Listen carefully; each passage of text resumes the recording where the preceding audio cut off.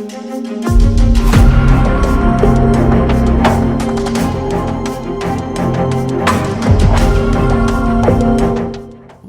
To dial view. అది 800 ఏళ్ల ఘనచరిత్ర ఉన్న ఆలయం. కానీ అక్కడ జరుగుతున్నవి పవిత్ర కార్యాలు కావు. 21వ తరం ధర్మకర్తలుగా ఉండి దేశవ్యాప్తంగా కీర్తి గడించిన మంజునాథుడి ఆలయం కూడా అదే. కానీ కొన్నేళ్ల నుంచి అక్కడ అరాచకం రాజ్యమేలుతుందనే ఆరోపణలు. కర్ణాటక దక్షిణ కన్నడ జిల్లాలోని ధర్మస్థల ఇప్పుడు ప్రముఖ ఆధ్యాత్మిక క్షేత్రం మాత్రమే కాదు, అత్యంత వివాదాస్పదమైన ప్రదేశం కూడా. లెక్కకు అందని అత్యాచారాలు, ఖచ్చితంగా తేలాల్సిన హత్యల లెక్కలు అనే నినాదాలు ముసురుకున్న ప్రాంతం కూడా. ధర్మస్థల కాదు, ఇది ముమ్మాటికి అధర్మస్థల అనే ట్యాగ్ వేసుకున్న మోస్ట్ కాంట్రవర్షియల్ ప్లేస్ కూడా.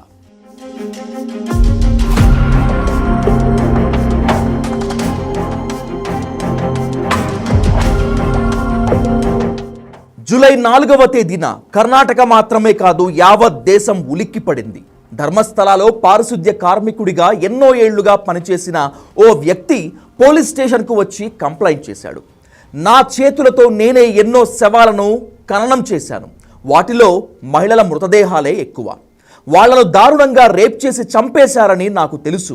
నేను పాతిపెట్టిన శవాల్లో యువకులవి కూడా ఉన్నాయి. ఇంకా దారుణం ఏమిటంటే స్కూల్ యూనిఫామ్స్లో ఉన్న ఆడపిల్లల శవాలను కూడా ఖననం చేశాను. నువ్వు కనుక ఈ శవాలను మాయం చేయకపోతే నిన్ను కూడా ఇంతకంటే దారుణంగా చంపేస్తామని బెదిరించడంతో గతి లేక చేయాల్సి వచ్చింది. ఇవి ఆరోపణలు, పిచ్చెక్కిన కూతలు అనుకోకండి. నాతో వస్తే ఖననం చేసిన ప్రదేశాలను, శవభాగాలను చూపిస్తానంటూ ఫిర్యాదు చేశాడు. ఎన్నో ఏళ్లుగా ధర్మస్థలలో స్కావెంజర్గా పనిచేస్తూ విజిల్ బ్లోయర్ యాక్ట్ను సమర్థవంతంగా వినియోగించుకొని ఈ నెవ్వెరపోయే నిజాలను చెప్పాడు.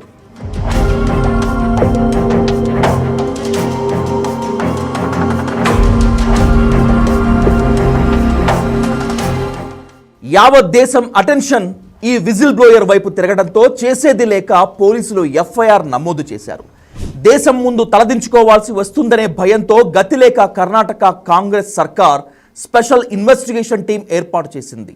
అయితే సిట్ ఏర్పడినంత మాత్రాన, ప్రభుత్వం వెంటనే రియాక్ట్ అయినంత మాత్రాన ధర్మస్థల చీకటి రహస్యాలు బయటకు వచ్చేస్తాయి అనుకోవద్దు. ఎందుకో తెలుసా? జూలై 4వ తేదీన విజిల్ బ్లోయర్ అవతారం ఎత్తిన ఆ పారిశుద్ధ్య కార్మికుడు కంప్లైంట్ చేస్తే నేటి వరకు కర్ణాటక పోలీసులు ఆశించినంత స్థాయిలో స్పందించడం లేదు. పారిశుద్ధ్య కార్మికుడు తన అడ్వకేట్స్తో సంఘటనా స్థలికి వెళ్ళి పోలీసుల కోసం గంటల తరబడి నిరీక్షించిన తవ్వకాలు జరిపేందుకు కాకీలు రాను కాక రాలేదు. ఇంతకంటే నీచమైన నిర్లక్ష్యం, ఇంతకంటే హీన బాధ్యతారాహిత్యం మరొకటి ఉంటుందా? మీరే చెప్పండి.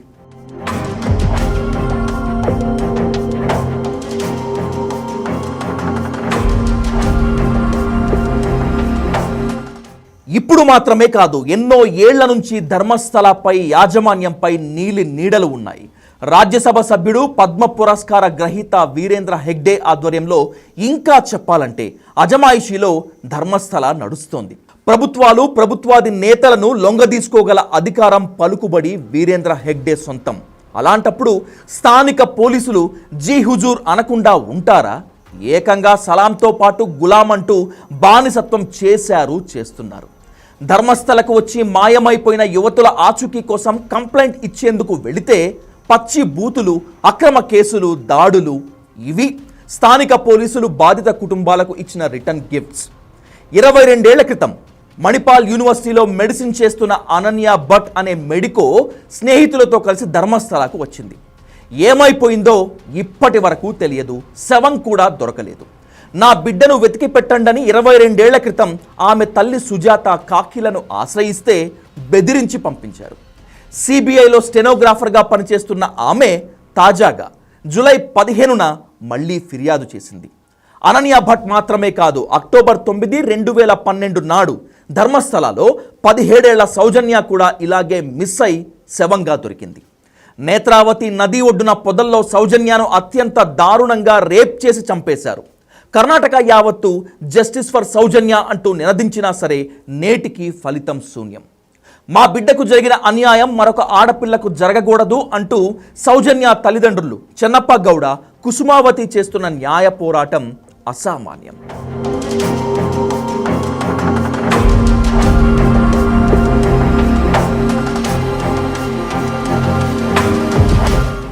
ధర్మస్థలపై బాధితుల పోరాటానికి మీడియా చేసిన సహాయం అభినందించదగినది. కానీ పరువు నష్టం దావాలు వేసి గ్యాగ్ ఆర్డర్స్ తీసుకొచ్చి ధర్మస్థల యాజమాన్యం చేసిన రచ్చ అంతా ఇంత కాదు. యువతుల మిస్సింగ్, రేప్ అండ్ మర్డర్స్ గురించి రాసిన కథనాలు, ధర్మస్థల మేనేజ్మెంట్ నిరంకుశ అప్రజాస్వామిక తీరుకు వ్యతిరేకంగా చిత్రీకరించిన వీడియోలను బలవంతంగా డిలీట్ చేయించారు.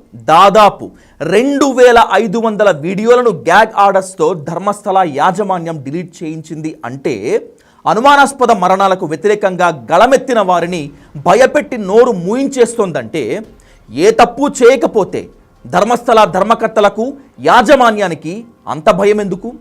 ఇదే అత్యంత అత్యవసరంగా బదులు దొరకాల్సిన ప్రశ్న. విజిల్ బ్లోయర్ చెప్పినట్లు తవ్వకాలు జరిపిన చోట 100 శవాలు ఎముకల గుట్టలుగా దర్శనమిస్తే బోనులో ధర్మస్థల యాజమాన్యం నిల్చుంటుందా? బానిసలుగా వ్యవహరించిన ప్రభుత్వాధినేతలు, పోలీస్ ఉన్నతాధికారులు నిల్చుంటారా? Let's wait and watch.